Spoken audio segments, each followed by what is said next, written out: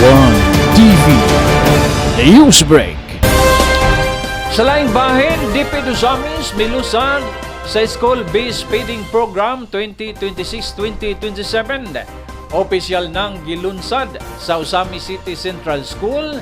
Pinagi sa School Division Office sa Osamis ang kick-off activity sa School-Based Feeding Program SBFP alang sa school year 2026-2027.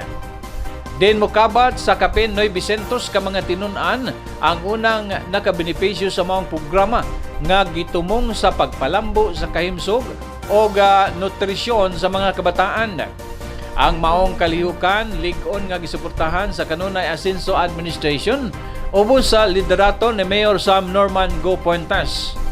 May tambong usab si City Councilor Cecil Co, Chairman sa Committee on Education sa Sangguniang Panlungsod, nga mipadayag nga ang administrasyon ni Mayor Sam Puentes magpadayon sa pag-abag o pagpaligon sa mga programa sa Schools Division of Osamis City nga naghatag og kayuhan sa mga estudyante.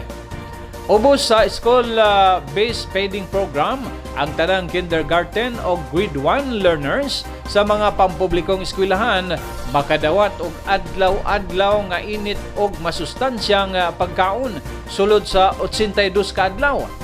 Lakip na ang feeding period aron mapugnan ang pagkawala sa timbang o malnutrisyon sa mga bata. Gilauman nga sa umabot nga mga adlaw, ipatuman usab ang programa sa ubang pampublikong eskwelahan sa Dakbayan aron mas daghang kabataan ang makabenepisyo. Ang maong programa nagpakita sa padayon nga paningkamot sa DepEd o sa kanunay Asenso Osamis Administration sa pagtukod og mas himsog, lig-on og mas andam nga mga kabatan-unan alang sa umaabot nga panahon. 1TV News Break.